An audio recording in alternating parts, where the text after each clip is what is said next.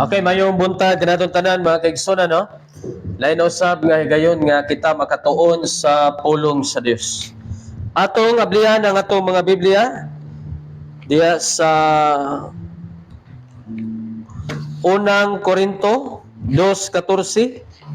Mao ni ato ang uluhan sa atong pagtuon karon. Tuna nato karon ang tulo ka klaseng tao, no? Three kinds of people.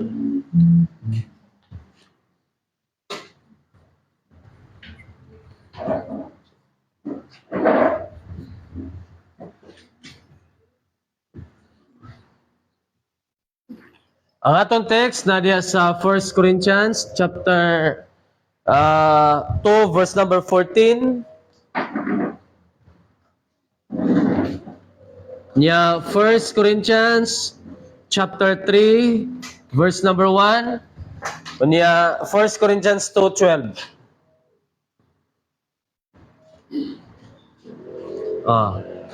So 1 Corinthians chapter 2:14, 1 Corinthians 3:1, 1 Corinthians 2 verse number 12. Diha gisulti ang tulo ka klaseng mga tao. Okay? Atong basahon mga kaigsunan.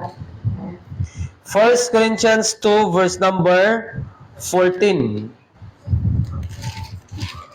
Ingon diri, but the natural man receiveth not the things of the Spirit of God, for they are foolishness unto him, neither can he know them, because they are spiritually discerned. And then chapter 3 verse number 1, and I, brethren, could not speak unto you as unto spiritual, but as unto carnal, even as unto babe in Christ. And then chapter 2 verse number 12. Ingon diri, now we have received not the spirit of the world, but the Spirit which is of God, that we might know the things that are freely given to us of God. Okay? So doon na tulo ka mga klaseng tao ang gisgutan diha. No? Number 1 mga kaigsunan, ang gisgutan diha sa chapter 2 verse number 14, kining gitawag og natural man. No? In 1 Corinthians 2:14 sa King James Version, klaro kayo gingon diri, but the natural man receiveth not the things of the Spirit of God. No? Apan ang natural nga tao wala nagadawat sa mga butang nga iya sa espiritu sa Dios.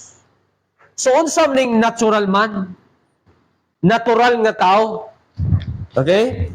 The natural man, he is in his sin, lost, and then condemned, hell-bound. Buot pasabot mga kaigsunan, mao kini ang mga tao nga dili luwas.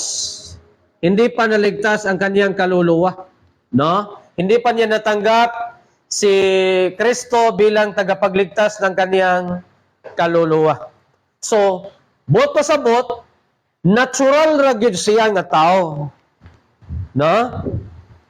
Usa siya mo ni ang giingon bitaw diri sa children of wrath, no? Mo gigamit sa nalimot ko na mga verse.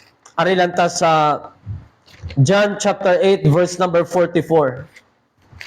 Sakit-sakit ng bersikuloha mga kaigsunan alang sa mga tao nga lisod ang pagdawat sa kamatuoran. John chapter 8 verse number 44. Bani rapi. gikan sa inyo kabahay. Ang mga yawa.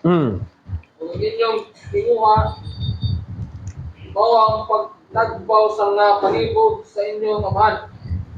Siya may usa ka mamumuno, sukad pa sa sinugan ug siya walay labot sa kamaturan. Kaya kamaturan wala man diha kaniya, hindi pamakak niya siya magasulti tugma siya guglingon. Kinaya. Kaya siya makakon man ug mao ang maan sa mga makak. Subot pa sabot, kining natural man, anak pa din ni si Yawa. No? Anak sa Yawa. Unya, mailhan nimo ang anak sa Yawa, ug mailhan po nimo ang anak sa Dios.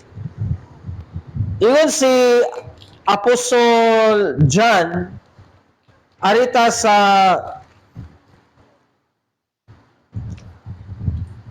kining gisulti bitaw dere sa 1 John.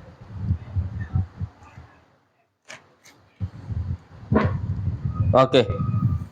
Si Apostol John, sa iyang sulat, matod pa niya, maila ang anak sa Yawa ug anak sa Dios. Pinaagi niini. Sila nga wala mo himo og maayo, no? Daray. 1 John chapter 2. Ito naglarohon.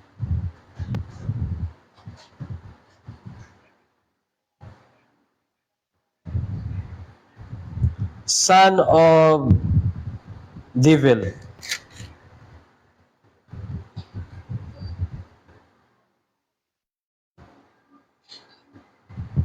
Sa nalimot ko ni biskulo ha.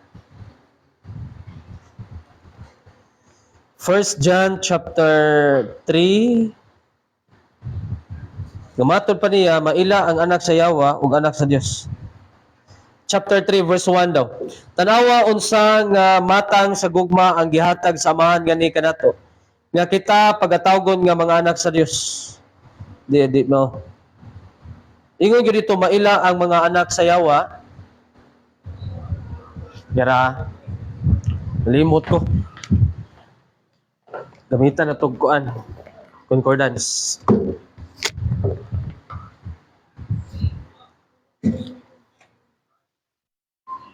Dunay duha ka klaseng pagkaanak ang gisulti sa balaang kasulatan. No? Seminaryan namo kinumdum mo na? Ha? Sige daw, basa daw.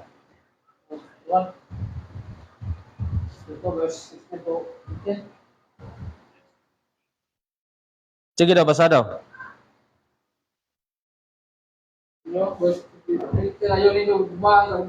Di na mao.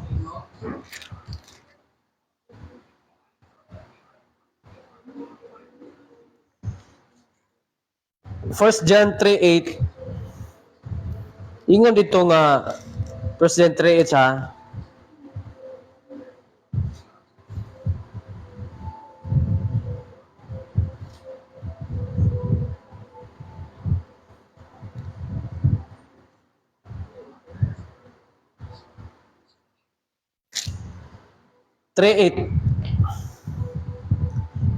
Siya nga nagigugma og sala iya sa Yawa. Kay ang Yawa nagapakasala gikan sa sinugdan. Tungod niini nga katuyuan, ang anak sa Dios gipadayag aron siya muguba sa mga buhat sa Yawa. Si bisan kinsa nga gianak sa Dios wala nagabuhat og sala. Kay ang iyang binhi nagapabilin diha kaniya.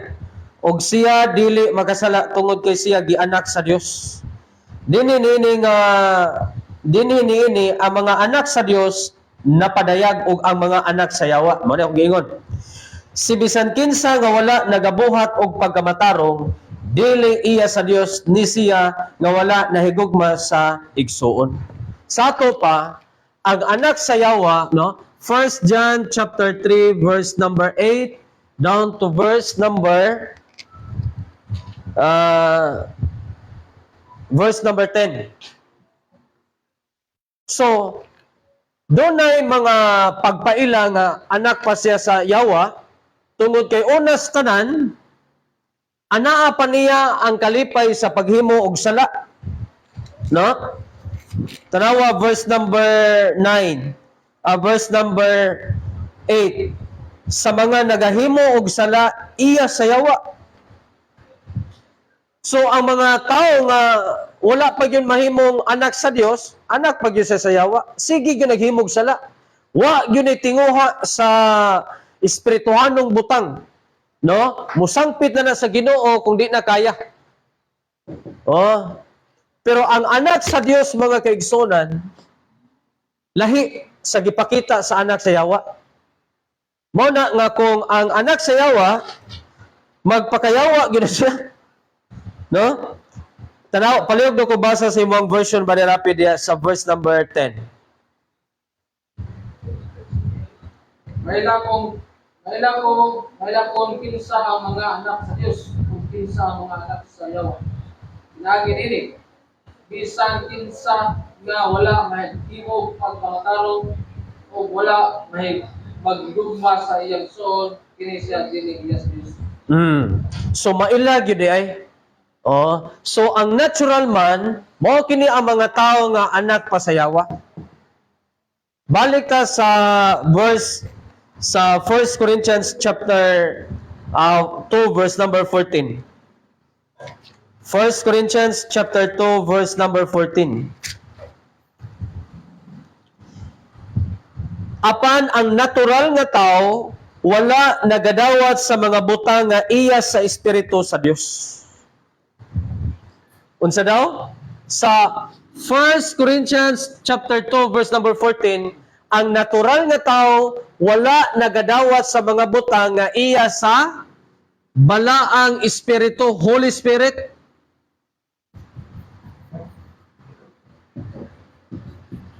So unsa may naa sa balaang espiritu, unsa man mga butanga?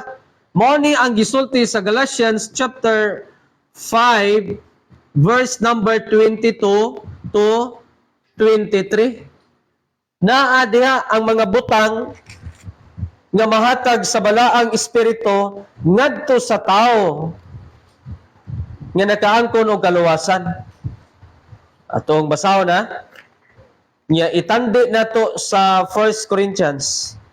Di ba makaingon jud ka nga matay tinuod man gyud ning gisulti sa Biblia eh? Chapter 5:22. Apan ang bunga sa espiritu mao ang gugma, kalipay, kalinaw, paggamay ng tuson, kalumo, pagkamaayo, pagtuo, kagho, pagpugong sa kaugalingon sa mga ingon ni ana, walay balaod nga kabatok. Sato pa in 1 Corinthians 2 verse number 14, apan ang natural nga tao wala nagadawat sa mga butang nga iya sa espiritu sa Dios. So wala niya ang fruit of the Spirit. So ang tinuod nga tao nga anak pa sa yawa, wala pa siya fruit of the Spirit. Sumala sa Galatians chapter 5, verse number 22 down to verse number 23. Oh, ikaduha, kining gitawag og the carnal man. No?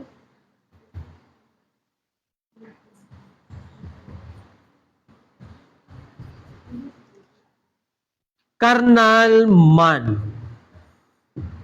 Kining carnal man sumala sa 1 Corinthians chapter 3 verse number 1, and I, brethren, could not speak unto you as unto spiritual but as unto carnal. No? Gitawag siya og babe in Christ or babes in Christ. Now, mao ni siya ang proseso. Sa dihang nataw kapag usab na born again ka, gitawag ka og babe in Christ.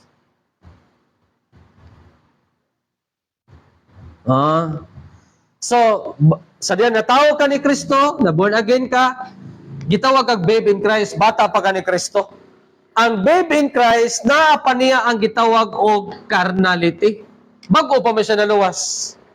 No? Naa pa niya ang kanang presko pa kayo sa iyaha ba? Ang pagkatawhanon. Oh, mo na ang Dios gusto niya nga ang tao nga na born again mo grow spiritually. Hangtod nga muadto sa maturity. Mahimong matured mga kaigsunan. Oh, dili gusto ang Dios nga sa diyan na born again ka, magpabilin kang babe in Christ. Oh, so kini di ay the carnal man. The Bible says this person is like a baby in Christ or babe in Christ, no? Regenerate, saved, but living after the flesh. Nagkinabuhi after the flesh, buot pasabot, naa sa unod nun nga bahin. Christian siya, luwas siya, pero ang iyang kalipay, naas mga unod nun nga mga butang. Romans chapter 8, tanawa.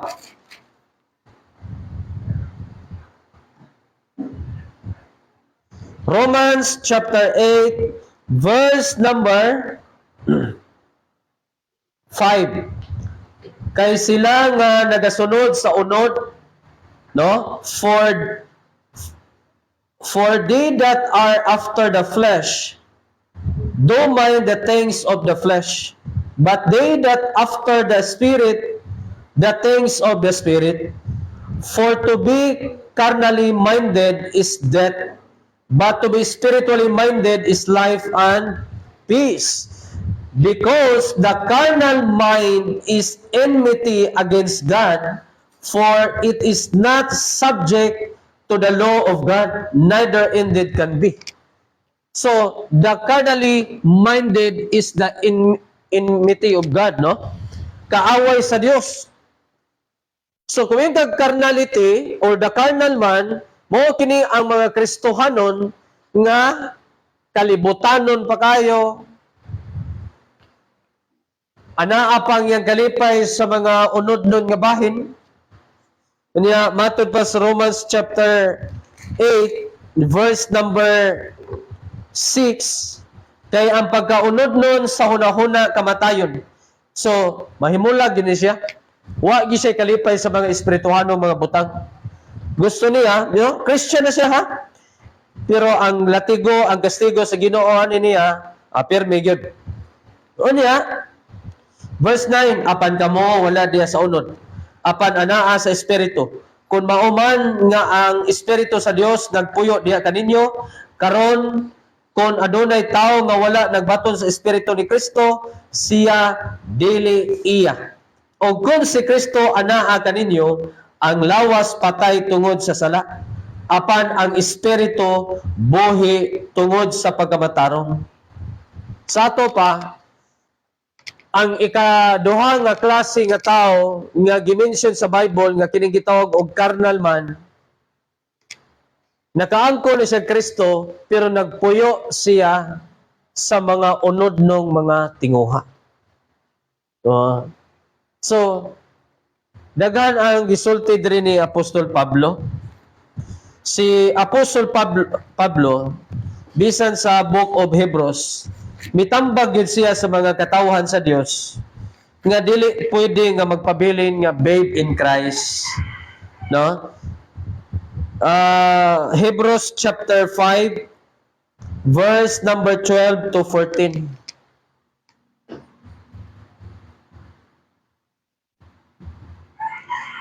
Ngadto sa 14.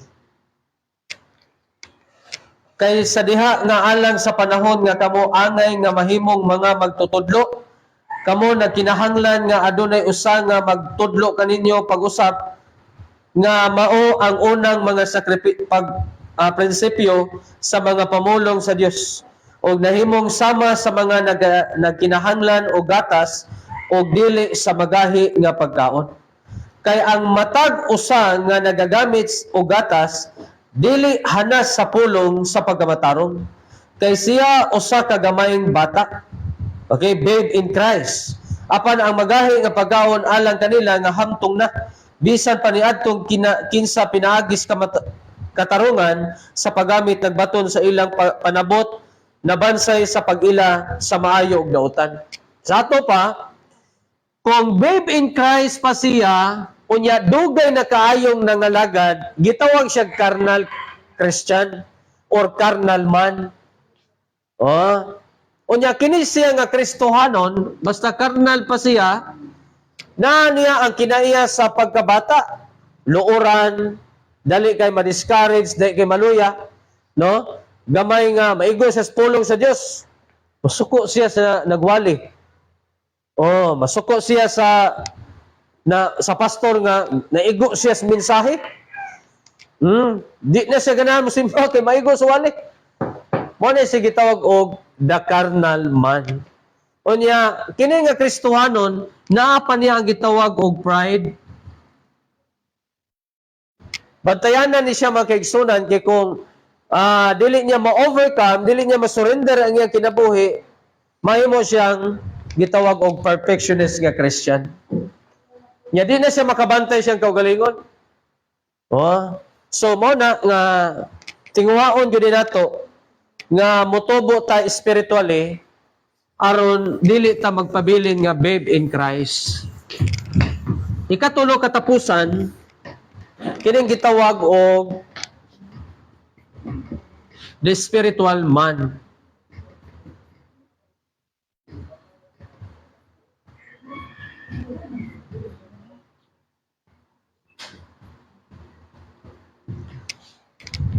First Corinthians 2 verse number 12. 2:12. 1 Corinthians.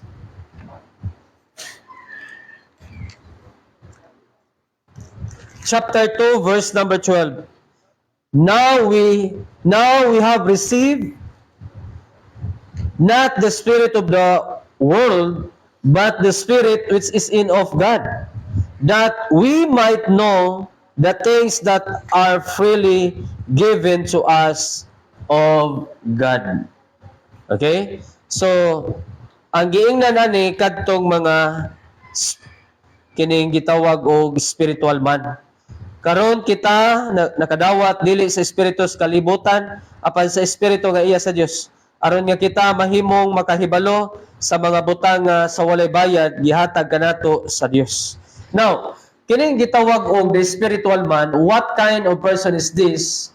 The Bible says in 1 Corinthians 2:12, no, mo atong gibasa, that we might know the things that are freely given to us of God. This spiritual person is spiritually healthy. No? Spiritually healthy. Healthy siya spiritually mga kaigsunan tungod kay unas tanan nahimo siyang nitubo. Ang tao nga di motubo, mo pasabot dili siya healthy?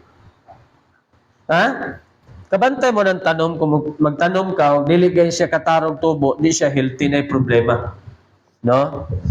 Ang Kristohanon, once nga naluwa siya, no? Once nga healthy siya spiritually, mugrow yun na siya mga kaigsunan. Is able to understand the deep things of God. 1 Corinthians chapter 2 verse 10. Iyang masabtan ang mga lawom nga mga butang sa Dios. 1 Corinthians chapter 2 verse number 10. Apan ang Dios nagapadayag na kanila ngani kanato pinagi sa iyang espiritu. Kay ang espiritu nagasusi sa tanang mga butang, oo, sa halalom nga mga butang sa Dios. So able siya nga makasabot sa lawom nga mga butang. Spiritual man siya, no, spiritually healthy. So mao na nga mahimotang spiritually healthy sa dihang ni-grow ta. No, unas tanan, ni-grow ka spiritually mga kaigsunan. Hangtod nga ni matured. Di man ka mo matured kung dili ka mutubo unas tanan. Dili ka matiguang kung dili ka muagig pagka bayong-bayong o pagka dalagag ulit tao, no? kung kini magisgot kag maturity ang kagulangon, no? Dili sa pangidaron, kundi ang kahamtong nimo sa pagka-Kristohanon. So nitubo ka hangtod nga ni mature juga. Oh, sa diyang ni matured ka, ang pulong sa Dios, no, masabta nimo ang lawom nga mga butang nga gisultis Biblia, masabta nimo. So mao na mga kaigsunan nga tinguhaon gyud nato, no, nga motubo ta spiritually aron mahimutang spiritual man. No, magpakapuno tas bala ang espiritu. Okay? Aritas pangutana, basin na pangutana. Naba mo'y pangutana? So, muna ko, ang natural man, anak pag yun siya sa yawa. Ang carnal man, Christian, luwas, pero ang problema, nagpuyo sa kalibutanong kalipay. Unod nun, kalibutanon pag yun kay siya. Manulti siya, mailan mo siya nga carnal pag yun. Okay? Ang spiritual man, mo kini ang mga Kristohanon nga nitubo hangtod nga ni matured. Okay? So, salamat no sa pulong sa Ginoo nga ato ang natun-an karon. Kung walay pangutana, ato ta sa ato ang second part sa pagsimba. Paliw kong iris. Rape, John.